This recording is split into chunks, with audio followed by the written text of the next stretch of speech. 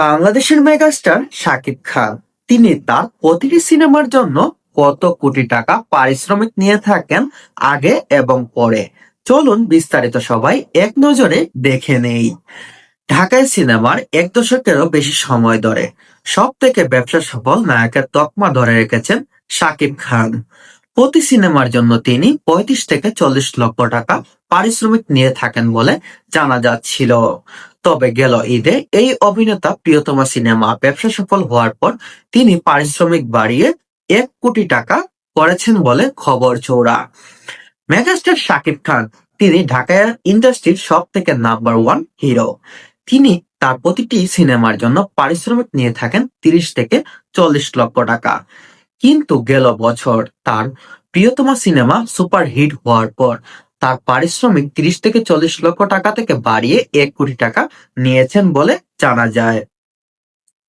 চলচ্চিত্র পরিচালক বদিউল আলম খোকন সাংবাদিকদের বলেছেন, নীলদরিয়া নামের একটি সিনেমার জন্য চুক্তি মোতাবেক পারিশ্রমিক নেওয়ার পর শাকিব খান শিডিউল দিচ্ছেন না, বরং তিনি 1 কোটি টাকা পারিশ্রমিক দাবি করছেন, পূর্বে নেওয়া টাকা ফেরত দিচ্ছেন। মেগাস্টার শাকিব খান নীলদরিয়া নামের একটি সিনেমায় আগে চুক্তিবদ্ধ করেছিলেন, কিন্তু সেখানের পারিশ্রমিকও তিনি নিয়েছেন। কিন্তু পরবর্তীতে যখন তার পারিশ্রমিক বেড়ে 1 কোটি টাকায় দাঁড়ালো, তখন তিনি আর সেই সিনেমার জন্য কাজের শিডিউল দিচ্ছেন না বলে অভিযোগ সেই পরিচালকের। খোকন এই ব- খোকনের এই বক্তব্যের পর আলোচনায় আসে শাকিব খানের পারিশ্রমিকের বিষয়টি। বাংলাদেশের সিনেমা বাজারের এক অভিনেতার 1 কোটি টাকা পারিশ্রমিক নিতে পারেন কিনা তা নিয়েও চলছে আলোচনা। খোকনের এই বক্তব্যের পর মেগাস্টার শাকিব খান আবারও আলোচনায় আসেন এবং বাংলাদেশের অনেক মানুষের কাছে প্রশ্ন, বাংলাদেশের সিনেমা ইন্ডাস্ট্রির মতো একটা জায়গায় কোন নায়ক কি 1 কোটি টাকা পারিশ্রমিক নিতে পারেন কিনা এ নিয়েও চলছে সবার মধ্যে আলোচনা। এই আলোচনাকে আরেকটু উস্কে দিল আরেক চলচ্চিত্র নির্মাতা অনন্য মামুন। শাকিব খানকে 1 কোটি টাকা পারিশ্রমিক দেওয়ার পক্ষে যুক্তি তুলে ধরলেন, ফেসবুকে লিখেছেন তিনি। অনন্য মামুন এই বিষয়টা আরো উস্কে দিয়েছেন। তিনি বলছেন, শাকিব খানকে 1 কোটি টাকা পারিশ্রমিক দেওয়ার ক্ষেত্রে যা যা করণীয় তিনি সেগুলো উল্লেখ করে দিলেন।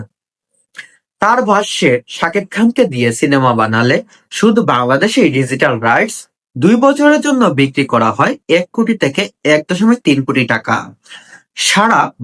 সারা বিশ্বে সব ভাষায় মিলে পাওয়া যায় আরো 1 কোটি টাকা।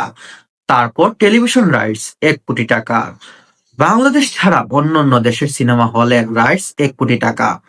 বাংলাদেশের সিনেমা হলের এই ব্যবসা ছাড়াও 3 থেকে 4 কোটি টাকা ব্যবসা হয় শাকিব খানের প্রতিটি সিনেমায়। অনন্য মামুন আরো বলেন, বাংলাদেশ সহ বিশ্বের যে কোনো দেশে শাকিব খানের এই সিনেমা রাইটস বিক্রি করে 4 থেকে 5 কোটি টাকা তো আসে, বাংলাদেশের সিনেমা হল থেকে আরো 4 থেকে 5 কোটি টাকা আসে। তিনি সেটা প্রমাণ করে দিলেন। তবে এর জন্য আধুনিক মানসম্পন্ন সিনেমা বানাতে হবে করে উল্লেখ করেন অনন্য মামুন। মুক্ত বাজার অর্থনীতিতে অনেক কিছু নিয়ে ভাবতে হবে। তিনি বললেন, সিনেমার মান উন্নয়ন করলে অবশ্যই সেটা বৃদ্ধি পাবে। অনন্য মামুন এর আগে শাকিব খানকে নিয়ে নবাব এলএলবি নামের একটি সিনেমা নির্মাণ করেছেন। এবার তিনি শাকিব খানকে নিয়ে দরদ নামের আরেকটি সিনেমা নির্মাণ করবেন বলে শোনা যাচ্ছে। মানে শাকিব খানকে নিয়ে অনন্য মামুন নবাব নামের একটি সিনেমা রিলিজ করেছিলেন এবং তারপর শোনা যাচ্ছে তিনি দরদ নামের আরেকটি সিনেমা করবেন।